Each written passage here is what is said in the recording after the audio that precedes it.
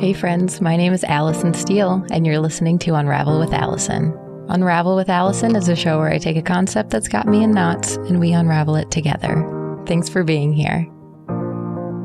Hello, my friends. Welcome to another episode of Unravel with Allison. Today, we are going to talk about glitches and cross stitches. Glitches are something that I feel often, and it's different from short-circuiting. Short-circuiting, I use that a lot when I'm stumbling over my words or can't say anything because I'm trying to say 6 different things at the same time. A glitch is more like I meant what I said, but the vibe did not translate. So everyone just gets quiet and stares. It's like a cultural hiccup where they can't believe I just said what I said, and I'm confused and confidently standing by it. And the word glitch means a sudden malfunction or irregularity. With the German Yiddish origins, it means a slippery place or to slide and glide. So even though a glitch is commonly associated with electronic malfunctions, to really connect with me here, imagine you're sitting on the floor with a good pair of scissors. You got a present next to you and some wrapping paper. You just size it up and you're ready to cut along the edge. And on that first little cut, it starts to glide. And you ride it as long as the blade will let you, but it rips. And that's the glitch. It's like everything is just nice and smooth. And you're like, we'll get there. And it rips. And then you're like, dang it. I switch back and forth between crocheting and cross stitching over the year. It's like I'll go really hard for a while and then drop it entirely and pursue the other. And it changes with the weather a little bit. Like in the winter, I like to crochet big warm stuff and then travel a little bit lighter in the summer using cross stitch. Anyway, I just recently shifted into cross stitch mode. And I had the gift in mind and I was ready to start that exact second, but I didn't have enough fabric to make it. I was 12 rows short, but I wanted to do it. And my favorite project last year was this UFO abduction, beaming up a human. And it's my favorite because of the experience of doing it and not the outcome of the image. When I sat down to make it, I thought the image was cool and I didn't have to go to the store for any thread or whatever. I had everything I needed right there that second to start it as soon as I was inspired by it. And that's half of the reason that I make the projects that I make. Also, I was listening to audiobooks at the time and had finished the Convoluted Universe series by Dolores Cannon, and I had a completely different takeaway than what she had out there, but I loved listening to it constantly. It's like a typical fashion for me to get the opposite out of it than what was intended, but I always wish I could just get my hands on her hypnosis session archives that her books are based on. I know I can translate it and answer other questions if I hear the right words. I can hear the missing pieces that I wouldn't have been able to pick up if I read those words. Anyway, her research all started with UFOs, abductions, and missing time. So that was part of the reason I wanted to do that project. Another reason was about 3 years ago, my daughter was playing with chalk outside, and I was very uncomfortable when she asked me to draw with her because at that time, I had not exercised those muscles in a very long time, and just a basic invitation to creativity repulsed me. But I sat down and I did it. And I thought it was precious, and I looked at it. I'm like, this is my first piece of art as an adult.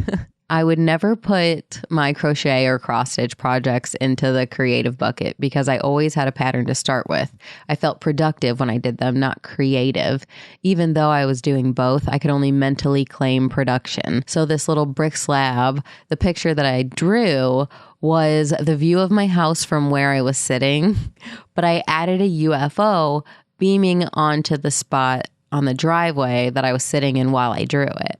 And I loved it. So a few short years later, as I'm looking at this project, wanting to do this cross stitch, I'm like, this is cute, playful, and fun. I love what I've been listening to.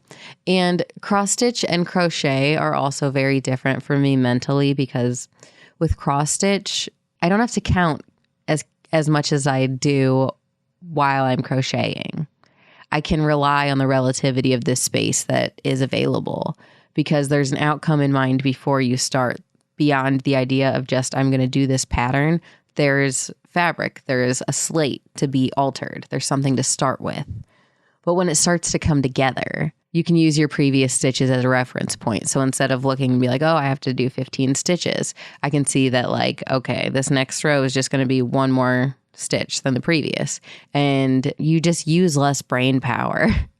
And so I can very easily and very comfortably, most comfortably actually, comprehend audiobooks while my hands are busy. And when I overlap the content of like making the same thing as what I'm listening to and thinking about, it's like the power intensifies. So for the subduction project, I listened to Mark Gober's book, An End to Upside Down Contact, UFOs, Aliens, and Spirits, and Why Their Ongoing Interaction with Human Civilization Matters. I've noticed this cool thing when I'll call it anticipate media, because I don't know what else to call it, but it's media that I've already been exposed to. So I know that I'm going to be following up with the rest of it. I know that I'm just anticipating what I've already been exposed to. I start an audiobook, I listen to a half hour of it, and then I know that I'm going to listen to the rest of the book. So this first started when I was listening to Dolores Cannon and these stories about abductions and all this stuff. So while I wasn't listening to the book and it was turned off, I would stop and daydream about these scenarios. Like that chapter yesterday was so wild. If it were me in that, I bet it would go like this. And I would make up this whole encounter in my head. And there was nothing important to it. It was just fun and playful. And then I'd snap back into reality, go about my business. And when I'd follow up and listen to the book where I left off, the next chapter would unfold play by play like my daydream. And I love when it happens. I love it so, so, so much. And I feel powerful and connected and maybe like I don't have original thoughts, but also it's amazing and I love it. And it happened again while doing that project and listening to Mark Gober's book. The whole event becomes this intuitive, intelligent, productive, creative, and alluring thing beyond just this little canvas. And by the time I was done, I was thinking about my little brick chalk art and the books that I was reading and have read. And I just developed this entire new concept of what it meant to be human. I considered the neurological process of all these events and how they could be partially conceptualized, how somebody could be so sure of what they saw while someone standing next to them feels nothing. I found a way to make sense of it all that wasn't chalked up to mental illness, but it all had to start with me being open to believe the unbelievable. And every time I believe what I'm hearing, especially if I'm curious and non-judgmental, especially if my hands are busy, and it's passively just entering my system and I'm open to that energy field, I get to be a clear channel for that information. And when I consider these concepts beyond the delivery of the information at hand, when I have questions about what I'm experiencing, I get the answers. But it's not in that Q&A exposure, it's in the daydreams. And when I finished that cross stitch, I posted it on Instagram on the 1st of this year with 2 titles, Sky Chandelier and Lighten Up, claiming that the theme of 2024 would be grace and grays, grace in the gray areas. And the UFO beam looked like a light bulb. And it felt like UFOs are these artificial things in our skies, but still manage to light us up. It's a sky chandelier. And the contact isn't always bad and scary. And some people really value their experience and they anticipate further developments. People have their bodies and minds healed in unimaginable ways, but intimately and ultimately, it's believable. And it's believed by me without ever having experiential contact. And if you can get over that hump of I have to see it to believe it, you have so much more room and grace for this information to flow freely. You can experience through your beliefs and in your imagination so purely and so vividly. But each time I was open to the unbelievable, I opened the doors to more information, more doors to experience, and more doors to myself. I believe that every action is a shift in your timeline. And doing these cross stitches with every back and forth, making these little jumps, it was like I don't even want to say mentally, it was just this full-bodied experience. I've reached a destination and understanding that feels just as impactful as when you are climbing a boulder, exhausted, boosting yourself up, and then finally you see the view, wide range view, watching the river below and looking at the beauty that surrounds it and observing the greatness beyond it. It's like you are here, but there is so much more, and I love it all. And when I produced that pattern, I was sure to measure the space to account for an inch of excess fabric on every side, because you're supposed to do that for framing at the end. Can you guess who has never properly framed their cross stitch? It's me. I account for it every time, but I've never actually done it. And when I have framed something, it's just been secured into a hoop or really unconventionally rigged. It's never done the right way. I don't finish them, and my abduction piece is still lying in a drawer sitting across my room right now. So last month when I was ready to start this project and I didn't have the fabric to produce the final result, definitely not enough space to account for the framing either, and I decided to start it anyway, knowing that I could never finish it properly because it suited the situation. It made sense, and it would be perfect actually when it was left unfinished. Because the pattern was for a friend. The visual was the Hindu goddess Kali, known as the embodiment of nature, benevolent and destructive, transcending good and evil, as the protective force behind conditional love. And it is in her nature to manipulate nature to serve you. To call her in and allow her to work through and for you is a sacred connection that insists upon allowance, to allow her to produce and destroy beyond our earthbound creations and guide you within the boundaries of your highest timeline. But you have to release attachment to how you think you need it to be and allow it to happen for you, to watch it all shatter and trust in the mosaic that you can't see in the rubble. And I gather all of this as I stitch it and the emotional turmoil of my school closing and ending too soon. And I just let go, let it all happen. And I stitched until I ran out of fabric. And then I went into my front yard, and earlier this year, we got to see our short film premiere at a local theater, and it was a beautiful, magical experience. And the film opens with an establishing shot of like an average home and then cuts to a man in the kitchen where the first scene takes place. So the house in the film is my house. So I went to the tree from where I shot that video, and I found a stick in the grass from my tree, and I used that as a dowel rod.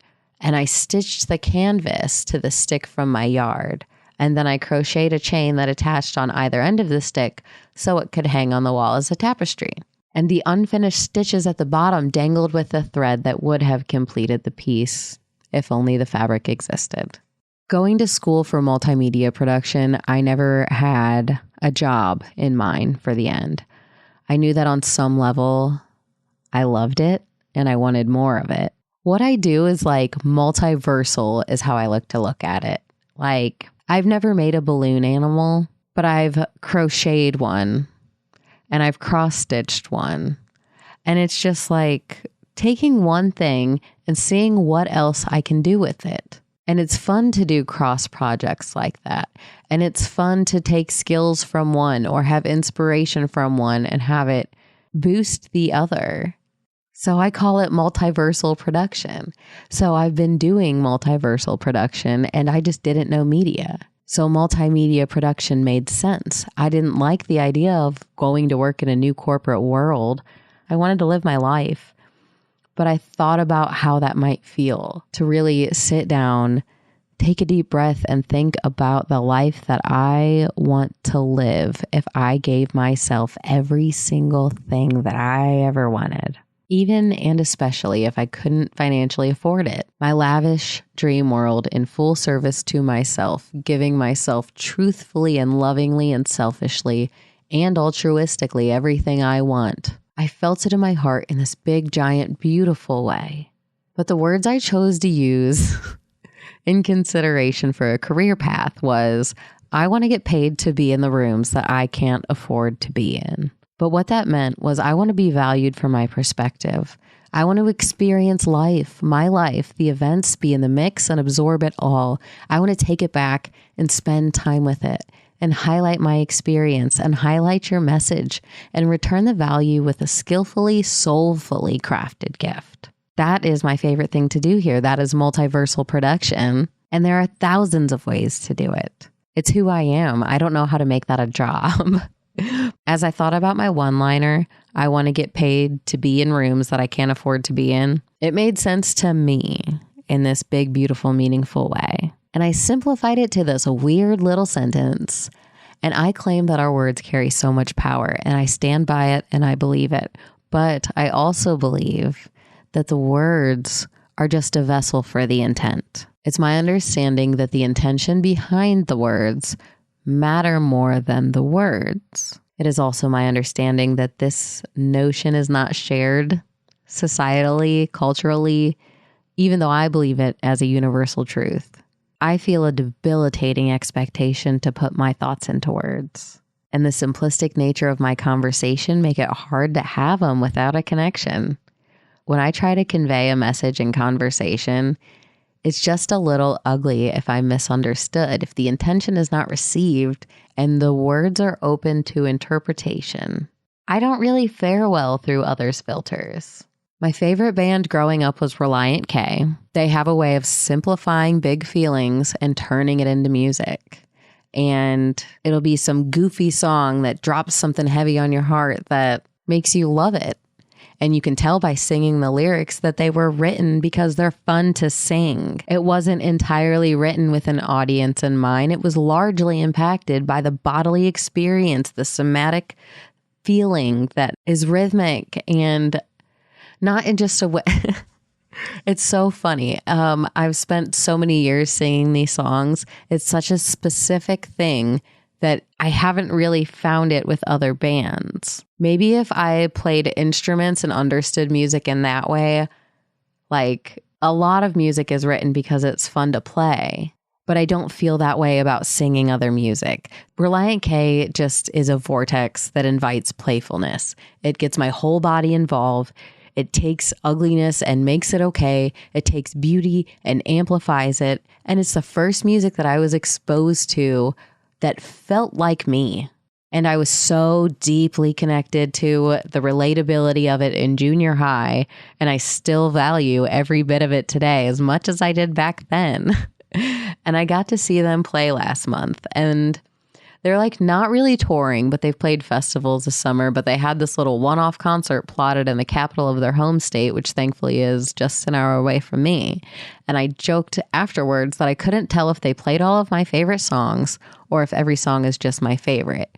But it seemed like that set list was perfectly crafted for me specifically. Last November, I cross-stitched this little piece, and it was like a mouth biting a lip. When I was searching through patterns, I saw it again. I knew I had those colors available, so I could start it immediately. And it was November, and it's my dry season. I had been constantly biting my lips because they peel horribly all winter long. And it made me think of the Relient K song, Chapstick, Chapped Lips, and things like chemistry. That's fun to sing. And it's a song about going on a field trip to an amusement park. And even though the image of biting a lip seems sexy, like even cross-stitch, it's pretty hot. And it was just still funny to me and my crusty little lips. So at the concert, they played that song and I sang along with every word and cried at the end as it just all came back to me all at once, just how much and specifically why I love them so much is because they do just establish that human connection.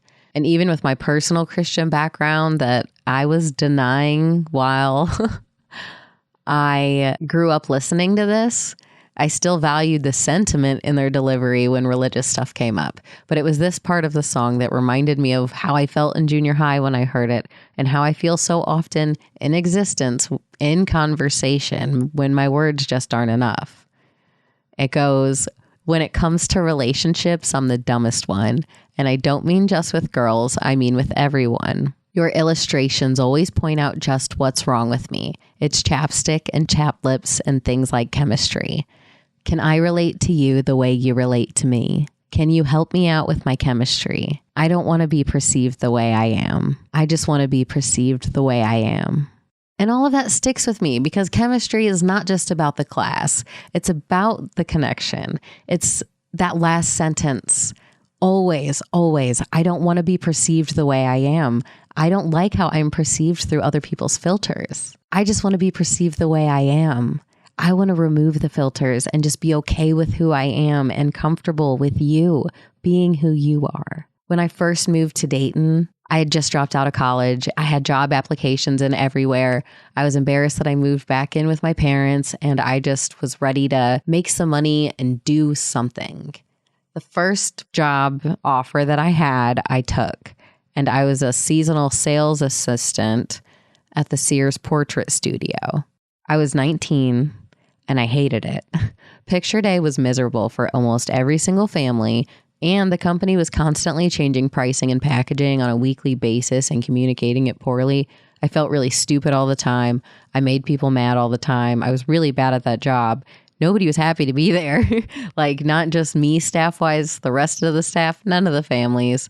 It was not a good time, but I did make a friend with a photographer, and he welcomed me into his friend group, but it was short-lived. So again, I was 19. He was in his mid-30s, and he had friends kind of all around that little age group. So when we hung out at his apartment, there were usually 5-ish people there, and it was never always the same folks, but just, it was a hangout spot.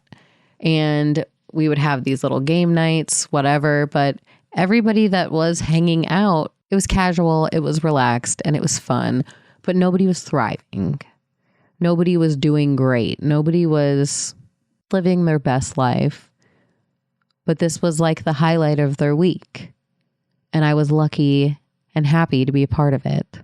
And I hit it off with one of the guys during a game night, and we set up a little date, and it went okay. He was in his early 20s. At game night, we had a lot of fun together. And at our little dinner date, we entertained each other, and we had a nice meal. But that's all it was. No sparks were flying, no kiss goodbye. And when he suggested another date, I wasn't interested, and I was straightforward about it. And I don't think I was unkind about it. But he wasn't at the next game night. And it's not like he was at every one, but it was like the group told me while I was there at that night how excited he was looking forward to this date. And they asked me how it went. And I was like, yeah, it was a nice time, good free meal, good company. And the room was dead silent.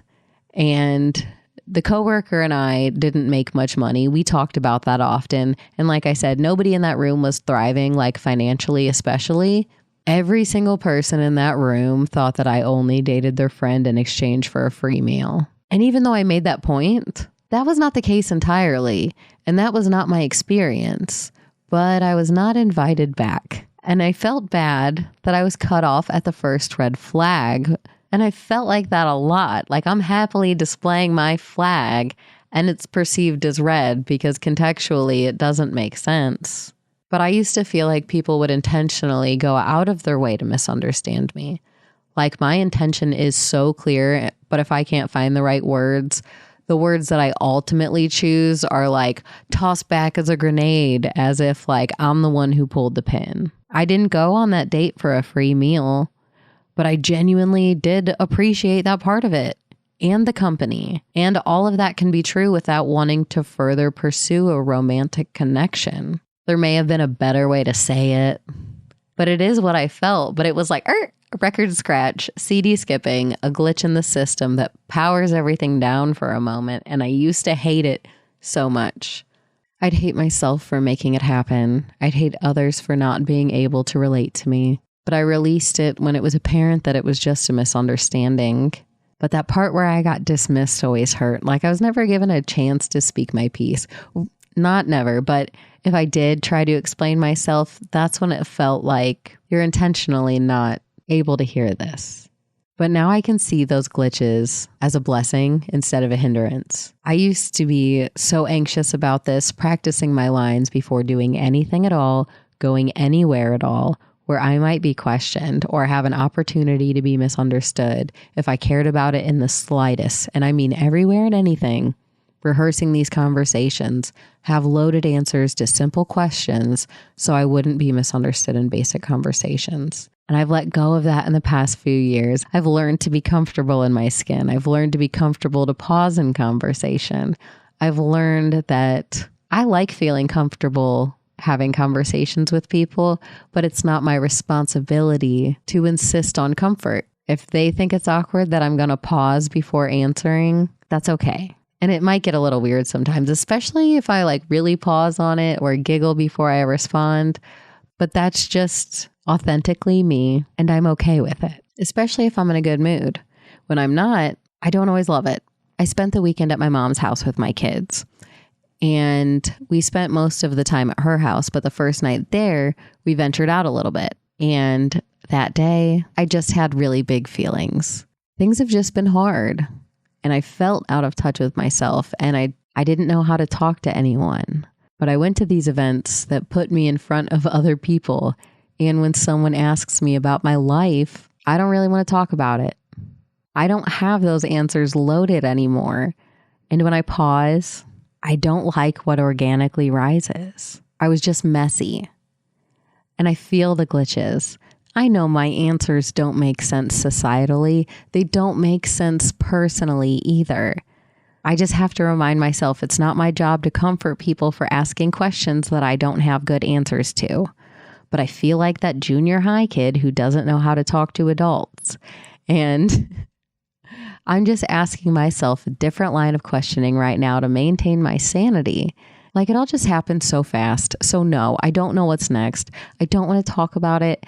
And then I just politely dismiss it and then ask them a question about something that they would love to talk about so that they can be their warmth again and we can be okay together.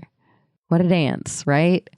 The glitches, the silence, it just reminds me something's off. Also, it's okay. And often it's guiding me away from people who can't understand me right now. And it's a protective barrier. And it's a notion of awareness that I'm not being sensed.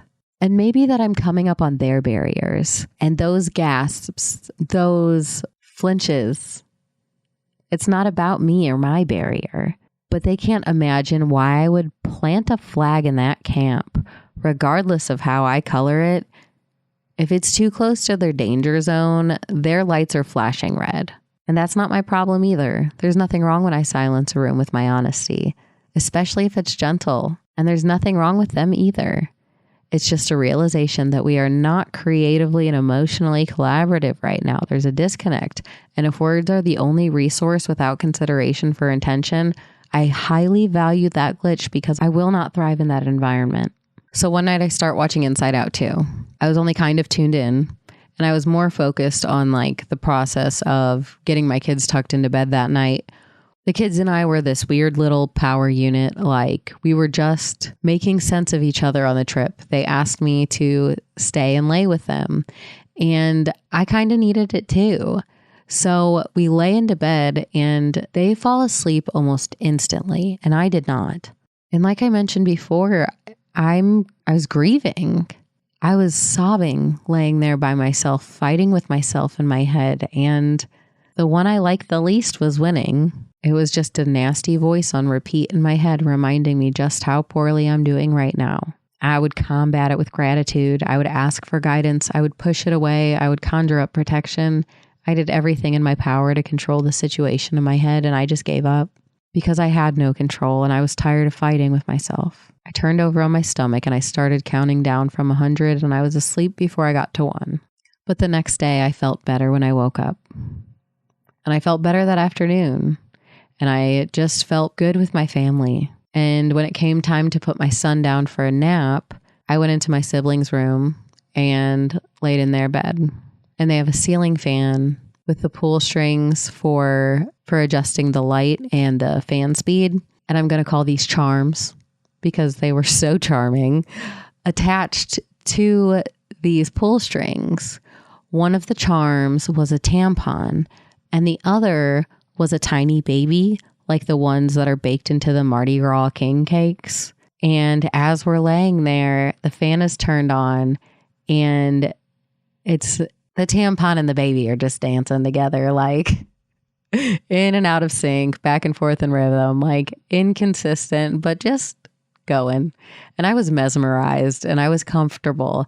And after just being a mess on that first day, and I don't even want to say it was a mess because it was a really beautiful day surrounded by amazing people, and I mostly enjoyed every bit of it.